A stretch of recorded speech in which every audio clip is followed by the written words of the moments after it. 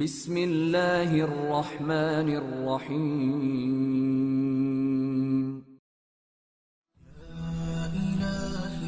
أنت ربي ذو الجلال والإكرام۔ یہ کمرہ خاص طور پر مزمل آفندی کے لیے تیار کیا گیا تھا۔ نظام الملک کے گھر کا کوئی کمرہ اسی طرح تیار کیا جا سکتا تھا، لیکن طبیب نے وہ مناسب نہ سمجھا، کیونکہ مزمل نظام الملک کی دشمنی لے کر آیا تھا۔ خطرہ تھا کہ بیداری کے بعد اسے پتہ چلتا کہ وہ نظام الملک کے گھر میں ہے تو وہ پھر بے قابو ہو سکتا تھا۔ نظام الملک نے سلطان ملک شاہ کو اس سارے واقعے سے باخبر رکھا ہوا تھا۔ طبیب نے سلطان سے کہا تھا کہ وہ اس کے محل کا ایک کمرہ استعمال کرنا چاہتا ہے۔ سلطان نے بخوشی اجازت دے دی تھی۔ اس کمرے کی زیب و زینت کا اہتمام طبیب نے اپنی پسند اور ضرورت کے مطابق کیا تھا۔ بستر نہایت نرم، ملائم اور آرام دہ تھا۔ کمرے کے دروازوں اور کھڑکیوں پر خاص رنگ کے پردے لٹکائے گئے تھے۔ قالین بیش قیمت اور دل فریب تھا۔ کمرے میں خاص قسم کے پھولوں والے پودے جو گملوں میں لگے ہوئے تھے رکھوائے گئے تھے۔ طبیب نے ایک خاص قسم کا عطر تیار کر رکھا تھا جو اس نے تھوڑا تھوڑا بستر پر اور پردوں پر مل دیا تھا۔ شمونا کے لیے طبیب نے کچھ سوچ کر انتخاب کیا تھا کہ وہ کون سا لباس پہنے۔ اس نے شمونا سے کہا تھا کہ وہ بالوں کو گوندھ کر یا باندھ کر نہ رکھے، بلکہ بال کھلے چھوڑ دے۔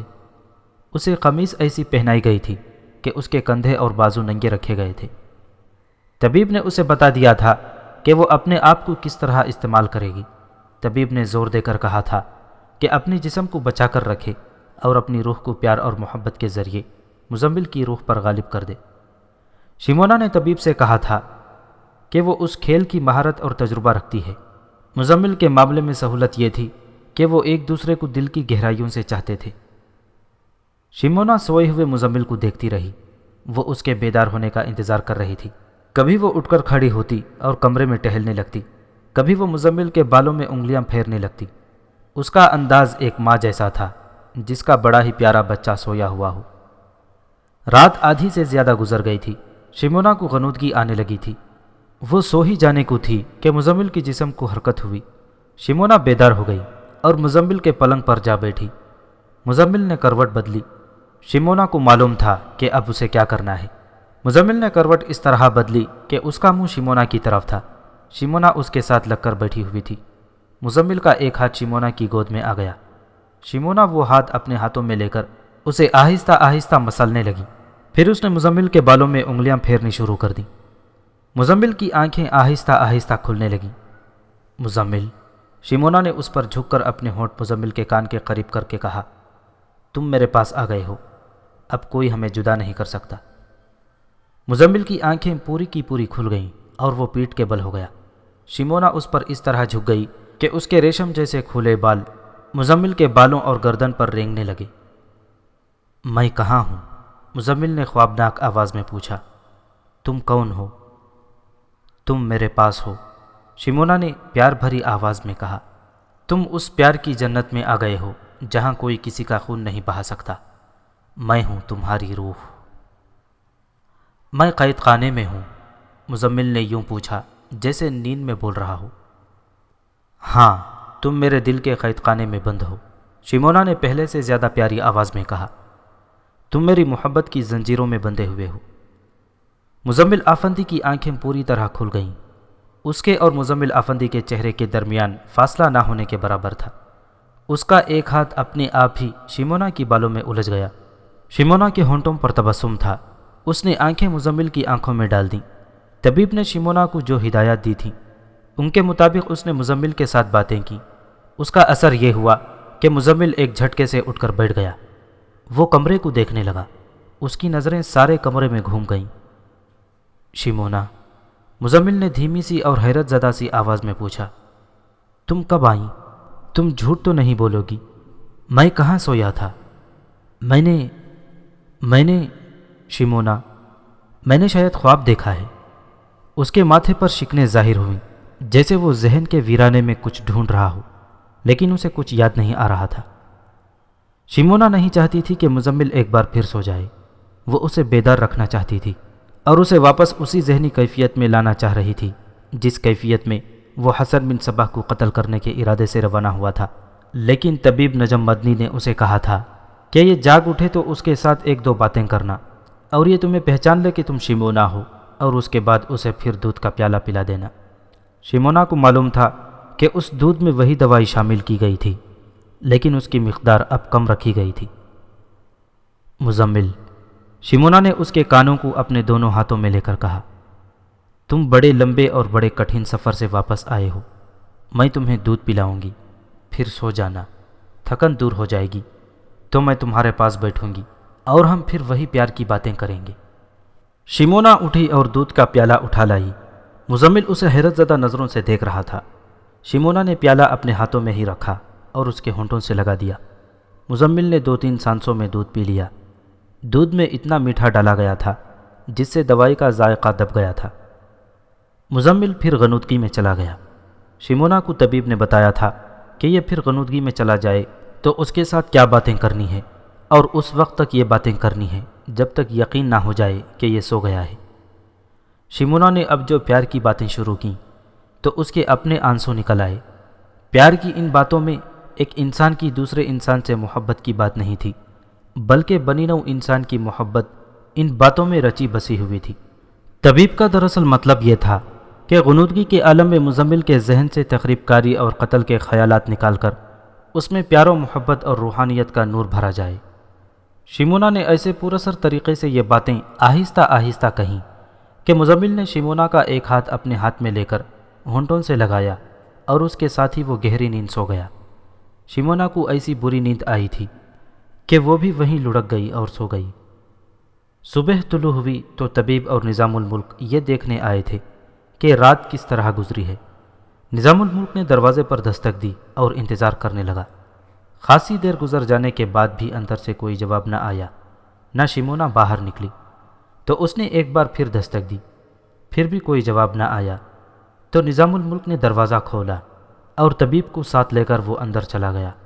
دیکھا کہ شیمونا اس طرح گہری نیند سوئی ہوئی تھی کہ اس کا سر مزمل کے سینے پر تھا اور اس کی ٹانگیں پلنگ سے نیچے لٹک رہی تھیں۔ مزمل ہلکے ہلکے خراٹے لے رہا تھا۔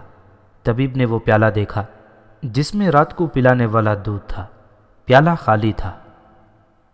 آئیں نظام الملک، طبیب نے کہا، شیمونا نے اسے رات کو دودھ پلا دیا تھا، پیالہ خالی پڑا ہے، یہ دوپہر کے بعد جاگے گا۔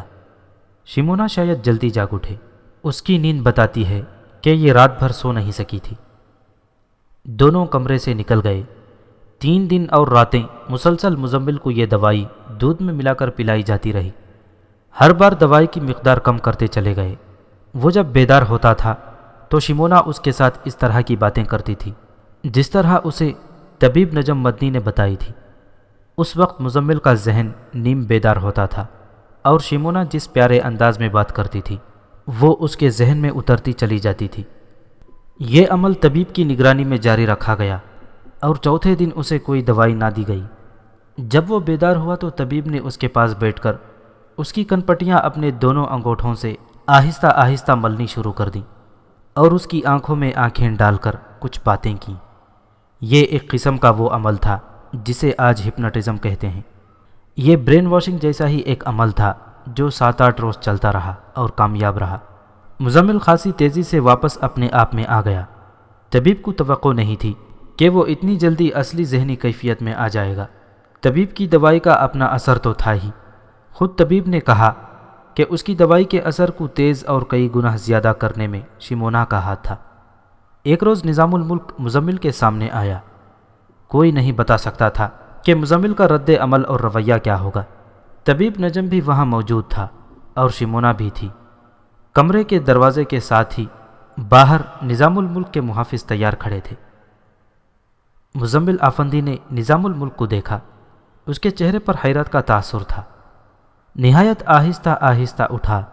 نظام الملک بازو پھیلا کر اور ہونٹوں پر مسکراہٹ لیے ہوئے اس کی طرف تیزی سے بڑھا۔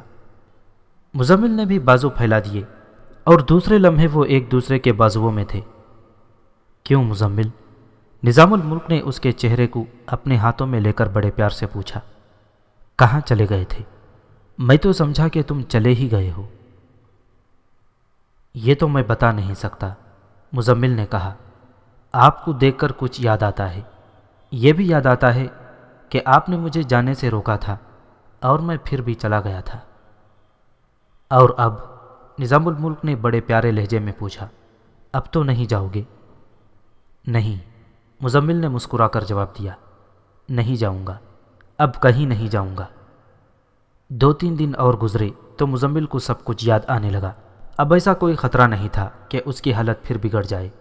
اس پر ایک اور ہی قسم کی کیفیت طاری ہو گئی، یہ پچھتاوے، شرمندگی اور حسن بن صباح سے انتقام لینے والی کیفیت تھی۔ نظام الملک اور شمونا نے اسے اپنے پاس بٹھایا اور 1-2 دن صرف کر کے اسے اس کیفیت سے نکال لیا۔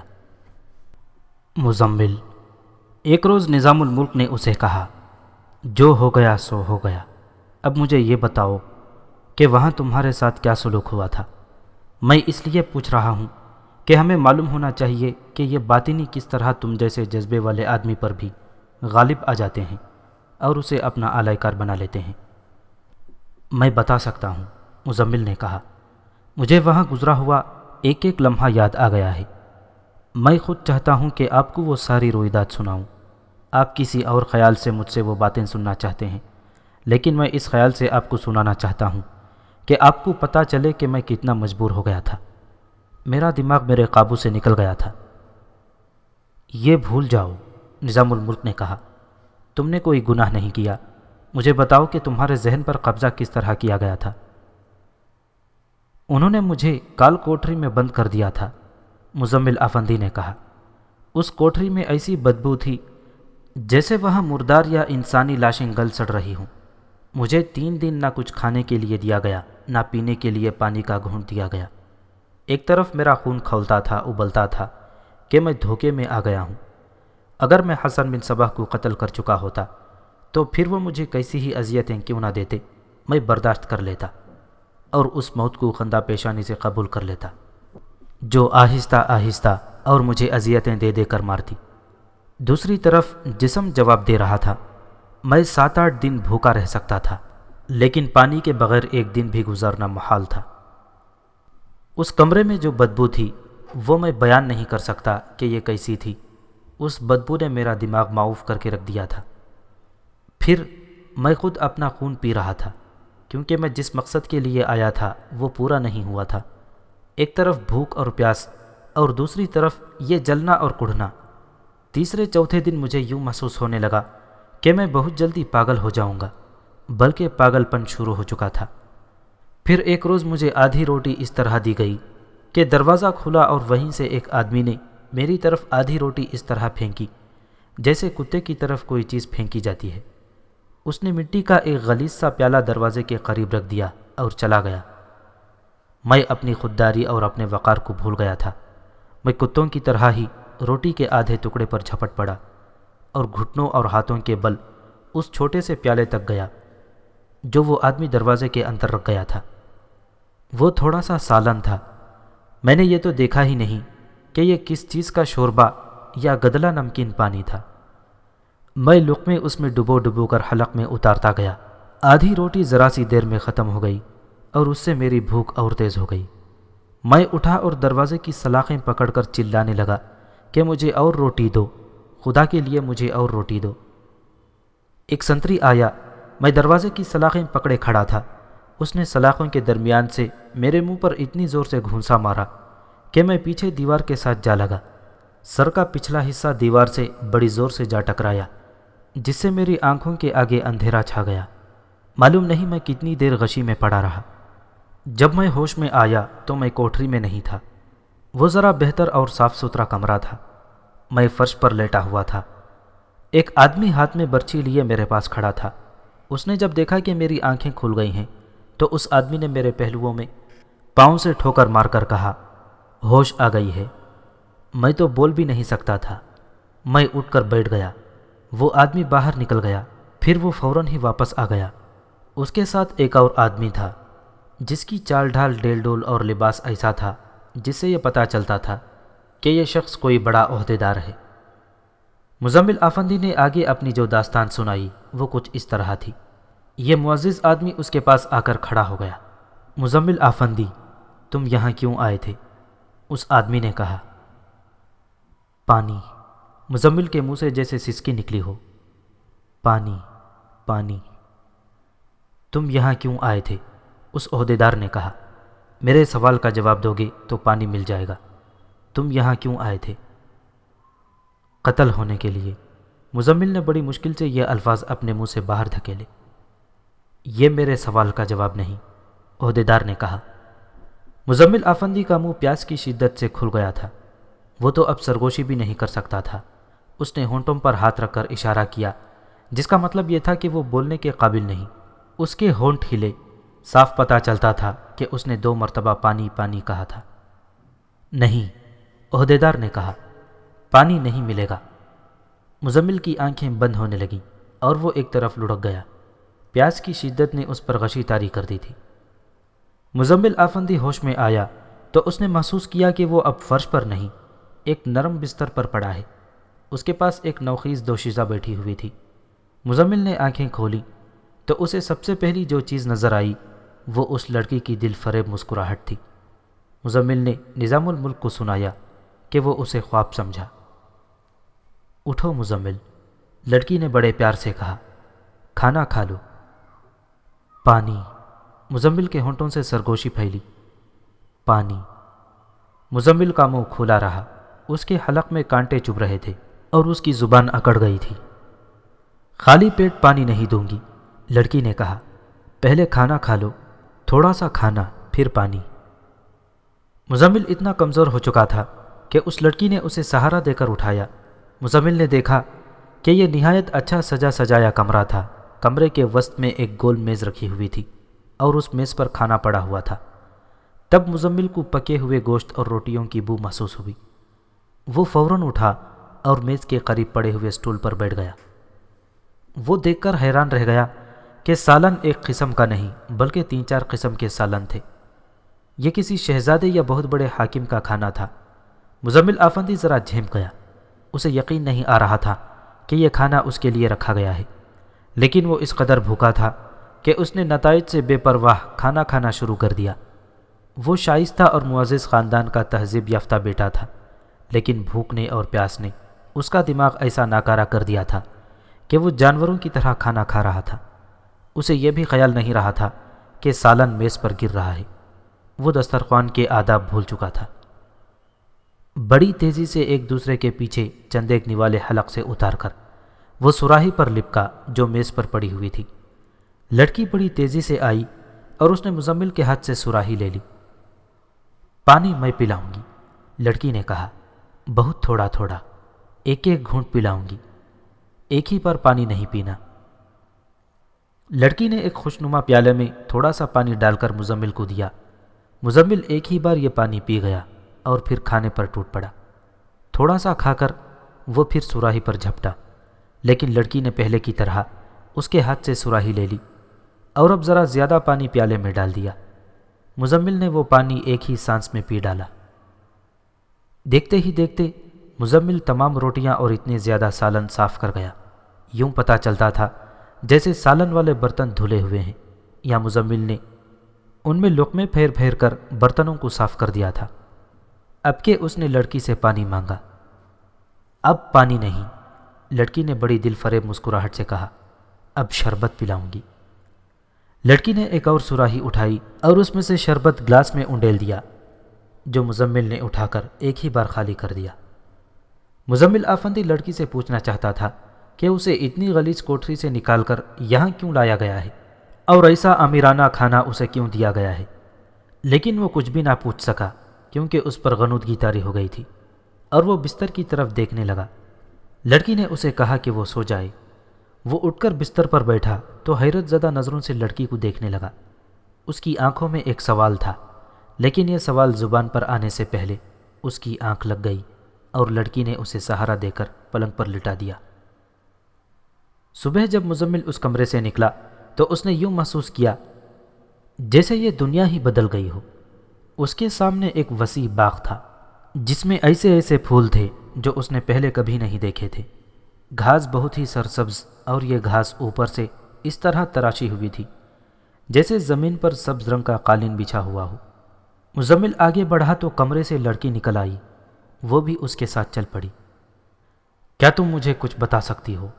مزمل نے لڑکی سے پوچھا۔ مجھے اس غلیظ کوٹری میں سے نکال کر اس امیرانہ کمرے میں کیوں لایا گیا ہے اور ایسا مرغن اور پرلطف اور لذیذ کھانا کیوں دیا گیا ہے؟ تمہیں امام کے حکم سے قید خانے سے نکالا گیا ہے، لڑکی نے جواب دیا، اور یہ کھانا اسی کے حکم سے تمہیں کھلایا گیا ہے، اور مجھے امام نے ہی تمہاری خدمت کے لیے بھیجا ہے۔ کون امام؟ مزمل نے حیران سا ہو کے پوچھا۔ امام حسن بن صباح، لڑکی نے جواب دیا۔ مزمل چلتے چلتے رک گیا اور اس نے حیرت زدگی کے عالم میں لڑکی کو دیکھا۔ لڑکی مسکرا رہی تھی۔ کیا میں خواب تو نہیں دیکھ رہا؟ مزمل نے کہا جیسے اپنے آپ سے بات کر رہا ہو۔ میں سمجھتی ہوں تم کیا سوچ رہے ہو، لڑکی نے کہا۔ امام کو کل بتایا گیا ہے کہ تم اسے قتل کرنے کے لیے آئے تھے۔ اسے یہ بھی بتایا گیا ہے کہ تمہیں قید خانے کی انتہائی غلیظ کوٹری میں بند کر دیا گیا ہے۔ امام نے تمہیں قید خانے میں ڈالنے والوں کو بلایا اور حکم دیا کہ انہیں 20-20 کوڑے لگائے جائیں، کیونکہ انہوں نے اس کے حکم کے بغیر ایک مہمان کو قید خانے میں ڈال دیا تھا۔ اس طرح تمہاری رہائی کا حکم دیا گیا اور تم یہاں پہنچ گئے۔ کیا تم واقعی حسن بن صباح کو قتل کرنے آئے تھے؟ ہاں، مزمل نے یوں کہا جیسے اسے شرمندگی تھی کہ وہ حسن بن صباح کو قتل کرنے آیا ہے۔ امام کسی وقت یہاں آئے گا، لڑکی نے کہا، یا وہ تمہیں اپنے پاس بلائے گا۔ کیا ایسا ہو سکتا ہے کہ وہ یہاں نہ آئیں؟ مزمل نے پوچھا۔ اور کیا یہ ممکن ہے کہ وہ مجھے اپنے پاس نہ بلائے؟ تم یہ کیوں سوچ رہے ہو؟ میں نے اگر اسے کہہ دیا کہ میں اسے قتل کرنے آیا تھا تو وہ پھر مجھے قید خانے میں پھینک دے گا، مزمل نے کہا۔ میں اس کے آگے جھوٹ نہیں بول سکوں گا۔ تم نہیں جانتے مزمل، لڑکی نے کہا، امام حسن بن صباح ایک برگزیدہ اور اللہ کی بڑی پیاری شخصیت ہے۔ وہ صرف سچ سنتا ہے اور سچ بولتا ہے۔ تم صاف کہہ دینا کہ میں آپ کے دشمنوں سے متاثر ہو کر آپ کو قتل کرنے چلا آیا تھا۔ لڑکی مزمل کے ساتھ باتیں کرتے ہوئے حسن بن صباح کی ایسی تصویر پیش کرتی رہی جو کسی فرشتے کی یا کسی پیغمبر کی ہی ہو سکتی تھی۔ باتیں کرتے کرتے وہ مزمل کو واپس کمرے میں لے گئی۔ مزمل نے کمرے میں پہنچتے ہی اسی شربت کی فرمائش کی جو لڑکی نے گزشتہ رات اسے پلایا تھا۔ سراحی کمرے میں ہی رکھی تھی۔ لڑکی نے اسے پیالہ بھر دیا جو مزمل نے پی لیا۔ مزمل کا جی چاہتا تھا کہ یہ لڑکی اس کے ساتھ باتیں کرتی رہے اور وہ خود بھی بولے اور بولتا ہی چلا جائے۔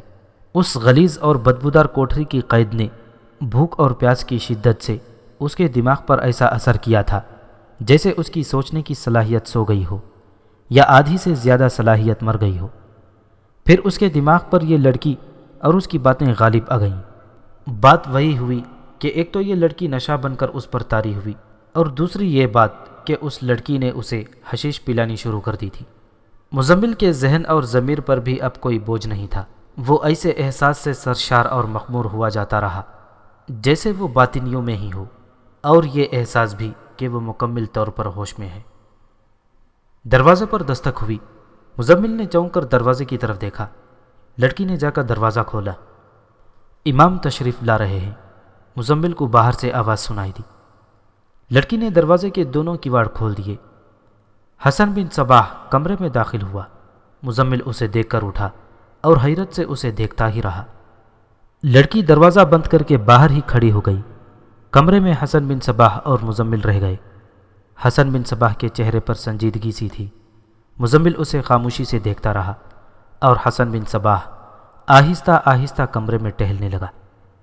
کمرے میں سناٹا طاری تھا۔ یہی وہ حسن بن صباح تھا جسے قتل کرنے کو مزمل اس قدر بیتاب تھا کہ منع کرنے کے باوجود وہ اسے قتل کرنے یہاں پہنچ گیا تھا۔ لیکن اب اس کی یہ حالت تھی کہ اس کے دماغ میں یہ بھی سوچ نہیں آ رہی تھی کہ وہ حسن بن صباح کا سامنا کس طرح کرے اور کیا کہے۔ اس کا دل اس جذبے سے خالی ہو چکا تھا جو جذبہ اسے یہاں لایا تھا۔ دہکتے ہوئے انگارے برف کے ٹکڑے بن گئے تھے۔ مزمل آفندی، حسن بن صباح نے مزمل کے سامنے کھڑے ہو کر کہا، مجھے بہت افسوس ہے کہ تم میرے قلعے میں مہمان بن کر آئے ہو اور تمہیں ان بدبختوں نے قید میں بند کر دیا تھا۔ تم مجھے قتل کرنے آئے ہو۔ حسن بن صباح مزمل کی آنکھوں میں آنکھیں ڈال کر بات کر رہا تھا اور مزمل یوں محسوس کر رہا تھا جیسے یہ شخص اس کی روح میں اتر گیا ہو۔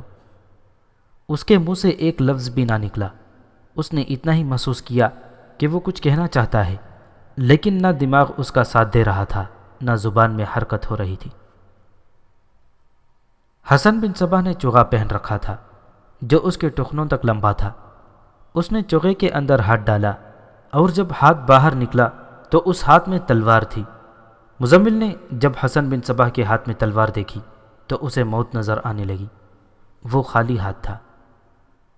یہ لو، حسن بن صباح نے تلوار اپنے دونوں ہاتھوں میں رکھ کر مزمل کو پیش کی اور بولا، تلوار لو اور مجھے قتل کر دو۔ مزمل تلوار کی طرف تو دیکھ ہی نہیں رہا تھا۔ اس کی نظریں حسن بن صباح کے چہرے پر جمی ہوئی تھیں۔ حسن بن صباح نے تلوار کا دستہ اس کے ہاتھ میں دے دیا۔ مزمل نے تلوار اپنے ہاتھ میں لے لی۔ حسن بن صباح نے اس کی طرف پیٹ کر لی۔ مزمل خاص طور پر محسوس کر رہا تھا کہ اس میں اتنی ہمت ہے ہی نہیں کہ وہ تلوار سے حسن بن صباح کی گردن اڑا دے۔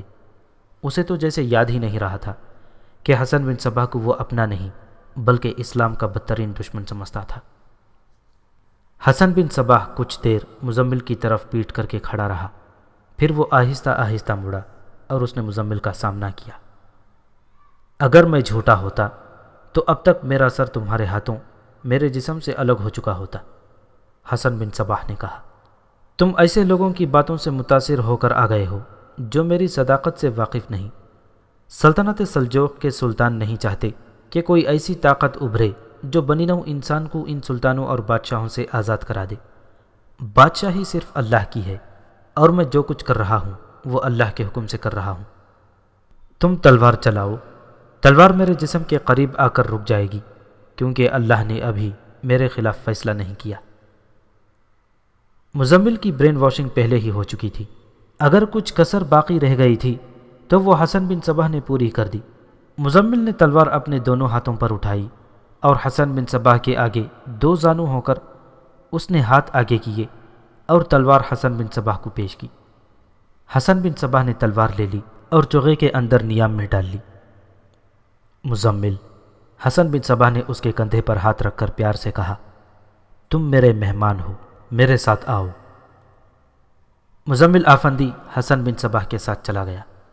حسن بن صباح نے غالباً دیکھ لیا تھا کہ مزمل دلیر اور خطرے مول لینے والا جوان ہے اور یہ بڑا ہی آسان شکار ہے، اس لیے حسن بن صباح نے اسے اپنے ساتھ رکھ لیا تھا۔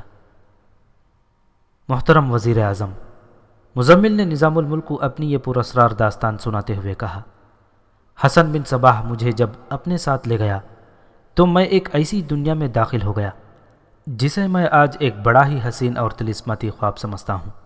اگر جنت کا وجود ہے تو میں نے وہ حسن بن صباح کی دنیا میں دیکھی ہے۔ آج جب میں اپنے ہوش و حواس میں آ گیا ہوں اس جنت کو خواب ہی سمجھتا ہوں۔ حسن بن صباح میرے ساتھ خاص طور پر شفقت کرتا تھا۔ میں اسے یوں مقدس شخصیت سمجھنے لگا تھا کہ آسمان پر خدا ہے تو زمین پر حسن بن صباح ہے۔ اس نے چند دنوں میں ہی مجھے اپنے راز دینے شروع کر دیے تھے۔ اس نے نہایت پرکشش طریقے سے مجھے آپ کے خلاف کیا اور میرے دل میں آپ کی دشمنی بھر دی۔ میں تو بہت جلدی آپ کو قتل کرنے کے لیے تیار ہو گیا تھا۔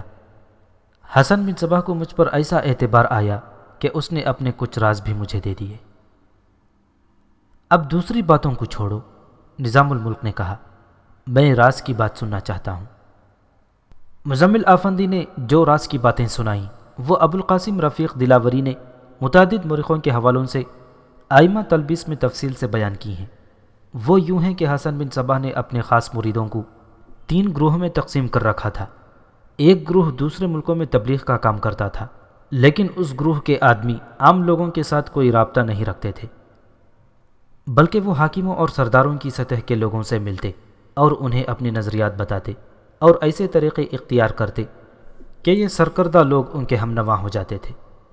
دوسرے گروہ کے آدمیوں کو رفیق کہا جاتا تھا۔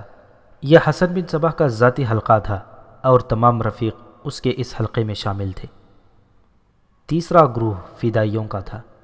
یہ جانباز لوگ تھے جن میں سے وہ کسی کو حکم دیتا کہ اپنے آپ کو قتل کر دو تو وہ شخص تلوار اپنے دل میں اتار لیتا تھا۔ مزمل نے بتایا کہ اس تیسرے گروہ میں جو لوگ شامل تھے اور جنہیں شامل کیا جا رہا تھا وہ تھے تو انسان ہی، لیکن ان کی فطرت میں خونخواری اور مردم کشی بھر دی گئی تھی۔ انہیں بلی کا گوشت کھلایا جاتا تھا، وہ اس لیے کہ بلی جب حملہ کرتی ہے تو بڑی غضبناک ہو کر حملہ کرتی ہے اور اپنے شکار کو مار کر ہی دم لیتی ہے۔ فدائیوں کو تو بلی کا گوشت کھلایا جاتا تھا، لیکن رفیقوں کو یعنی دوسرے گروہ کے آدمیوں کو بادام، شہد اور کلونجی کھلائی جاتی تھی۔ یہ خوراک ان کے جسموں میں گرمی پیدا کرتی تھی، اور جب یہ گرمی دماغ کو چڑھتی تھی تو انہیں جو بھی حکم دیا جاتا وہ اسی وقت پورا کرتے تھے۔ رفیق آمنے سامنے کی لڑائی لڑتے تھے، لیکن فدائی اپنے آپ کو دھوکے میں لا کر زمین دوز طریقوں سے ختم کرتے تھے۔ حسن بن صبح نے جتنی تاریخی شخصیتوں کو قتل کروایا ہے وہ انہی فدائیوں کے ہاتھوں کروایا ہے۔ داستان کو آگے چل کر حسن بن صبح کی جنت اور اس کی دنیا کے خفیہ گوشے تفصیل سے بیان کرے گا۔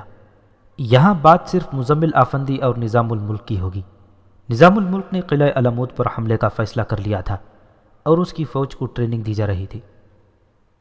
اب بتاؤ مزمل، نظام الملک نے پوچھا، کیا اب بھی تم چاہتے ہو کہ اکیلے جا کر حسن بن صبح کو قتل کر دو گے؟ نہیں وزیر اعظم، مزمل نے جواب دیا، مجھے علمود جانے سے روکنے والے سچ کہتے تھے کہ انسان حسن بن صبح کے ہاتھوں قتل ہو سکتا ہے، اسے دھوکے میں لا کر قتل نہیں کیا جا سکتا۔ اس کا مطلب یہ نہیں کہ ہم حسن بن صبح کو زندہ رہنے کا حق دیے رکھیں۔ اگر آپ میرے مشورے کو قبول کریں تو میں یہی کہوں گا کہ فوج کشی کے بغیر آپ باطنیوں کے پھیلتے ہوئے طوفان کو نہیں روک سکتے۔ میں کچھ دن اس دنیا میں گزار آیا ہوں، میں نے وہاں جو دیکھا ہے، اور میں پورے وثوق سے کہتا ہوں کہ آپ نے اگر حسن بن صبح کا راستہ نہ روکا تو وہ دن جلدی آ جائے گا جب سلطنت سلجوق پر بھی حسن بن صبح کی بادشاہی ہوگی۔ نظام الملک نے اپنی فوج کو قلعہ علمود پر حملے کے لیے تیار کر لیا تھا۔ اس نے یہ بہتر سمجھا کہ خون ریزی نہ ہی ہو تو اچھا ہے۔ اس نے سلطان ملک شاہ سے کہا کہ وہ حسن بن صبح کی طرف اپنا ایک ایلچی بھیجنا چاہتا ہے۔ سلطان نے اسے اجازت دے دی، اور اسی روز ایک ایلچی اس پیغام کے ساتھ علمود بھیج دیا گیا کہ حسن بن صبح اپنی یہ سرگرمیاں جو اسلام کے سراسر خلاف ہیں ختم کر دے اور سلطان ملک شاہ کی اطاعت قبول کر لے۔ ایلچی چلا گیا اور علمود پہنچ کر وہ حسن بن صبح سے ملا اور اسے سلطان ملک شاہ اور نظام الملک کا پیغام دیا۔ اپنے سلطان کو اور نظام الملک کو میرا پیغام دینا، حسن بن صبح نے کہا، میں نے کبھی کسی کی اطاعت قبول نہیں کی۔ اے نظام الملک، ہم دونوں اکٹھے پڑھے ہیں اور ایک ہی استاد سے پڑھے ہیں۔ مجھے تم اس زمانے سے جانتے ہو، میں تمہیں ایک مخلص دوست کی حیثیت سے مشورہ دینا چاہتا ہوں کہ علمود کا کبھی رخ نہ کرنا، اور اے سلطنت سلجوق کے سلطان ملک شاہ، اپنی سلطنت کی حدود میں رہو، یہی تمہارے لیے بہتر ہے، اور تمہارے لیے یہ بھی بہتر ہے کہ مجھے میری دنیا میں آزاد رہنے دو۔ اگر تمہیں میرا یہ مشورہ اچھا نہ لگے تو میں تمہیں خبردار کرتا ہوں کہ تمہارا اور تمہاری فوج کا انجام بہت برا ہوگا۔ ایلچی وہاں سے رخصت ہونے لگا تو حسن بن صبح نے اسے روک لیا۔ ٹھہر جاؤ، حسن بن صبح نے اسے کہا، تم شاید سمجھے نہیں کہ میں نے کیا کہا ہے، یا شاید تم یہ سمجھے ہوگے کہ میں نے ویسے ہی بڑ ماری ہے۔ میں تمہیں اپنے الفاظ کو عملی شکل میں دکھاتا ہوں۔ حسن بن صبح کے حکم سے 100-150 آدمی جو دراصل ایک فدائین تھے وہاں ایک صف میں آ کر کھڑے ہو گئے۔ میرے دوستوں، حسن بن صبح ان سے مخاطب ہوا، میں تم سے کسی ایک کو اللہ کے پاس بھیجنا چاہتا ہوں۔ جو اللہ کے پاس جانا چاہتا ہے وہ آگے آ جائے۔ تمام آدمی ایک ہی بار آگے آ گئے اور ہر ایک نے بلند آواز سے کہا کہ میں اللہ کے پاس جانا چاہتا ہوں۔ حسن بن صبح نے اپنے ایک آدمی کو اشارے سے اپنے پاس بلایا۔ وہ آدمی دوڑتا ہوا اس کے پاس پہنچ گیا۔ اپنے آپ کو قتل کر دو، حسن بن صبح نے اسے کہا۔ جوان سال آدمی نے اپنے کمر بند میں اڑسا ہوا خنجر نکالا، خنجر کی نیام الگ کر کے پرے پھینکی اور خنجر پوری طاقت سے اپنے دل میں اتار دیا۔ وہ کچھ دیر کھڑا رہا، پھر اس کے منہ سے بڑی زور کا نعرہ نکلا، امام حسن بن صبح زندہ باد، اور اس کے بعد وہ آدمی گر پڑا اور مر گیا۔ حسن بن صبح نے ایک اور ویسے ہی جوان سال آدمی کو بلایا۔ وہ سب آدمی جوان تھے یا نوجوان تھے، وہ آدمی دوڑتا ہوا حسن بن صباح کے سامنے جا رکا۔ دوڑ کر قلعے کی دیوار پر چڑھ جاؤ، حسن بن صباح نے اسے کہا، اور اپنے آپ کو سر کے بل نیچے گرا دو۔ وہ نوجوان فوراً دوڑ پڑا اور تھوڑی دیر بعد وہ قلعے کی اتنی اونچی دیوار پر کھڑا نظر آیا۔ اس نے اپنے آپ کو اس طرح سر کے بل دیوار سے گرایا جس طرح تیراک بلندی سے پانی میں ڈائیو کیا کرتے ہیں۔ زیادہ تر مورخوں نے ان دو آدمیوں کا ہی ذکر کیا ہے۔ بعض مورخوں نے لکھا ہے کہ حسن بن صباح نے اپنے ایک اور فدائی کو بلایا اور اسے کہا کہ وہ ڈوب کر مر جائے۔ وہ فدائی اسی وقت چلا گیا اور ڈوب کر مر گیا۔ اس تیسرے فدائی کی موت کے ساتھ یہ نہیں لکھا گیا کہ وہ دریا میں کودا تھا یا کوئی جھیل تھی یا کوئی گہرا حوض تھا۔ بہرحال یہ لکھا گیا ہے کہ وہ ڈوب کر مر گیا۔ اپنے سلطان ملک شاہ کو یہ سب کچھ سنانا جو تم نے دیکھا ہے۔ حسن بن صباح نے ایلچی سے کہا، میں تمہیں یہ بھی بتا دیتا ہوں کہ میرے پاس اس قسم کے 20,000 فدائین ہیں۔ سلطان سے پوچھنا کہ تمہارے اتنے بڑے لشکر میں کوئی ایک بھی سپاہی ہے جو اس طرح تمہارے اشارے پر اپنی جان دے دے۔ اور میرے دوست نظام الملک سے کہنا کہ میں آج بھی تمہارا احترام کرتا ہوں۔ لڑکپن کی دوستی کو قائم رکھو اور مجھ پر فوج کشی کا خیال دل سے نکال دو۔ اگر تمہیں میری بات سمجھ نہیں آئی تو بے شک آ جاؤ اور جتنا بڑا لشکر اکٹھا کر سکتے ہو لے آؤ۔ ایلچی کے چہرے پر حیرت زدگی بلکہ کسی حد تک خوف زدگی کے تاثرات صاف نظر آ رہے تھے۔ وہ چپ چاپ وہاں سے چل پڑا۔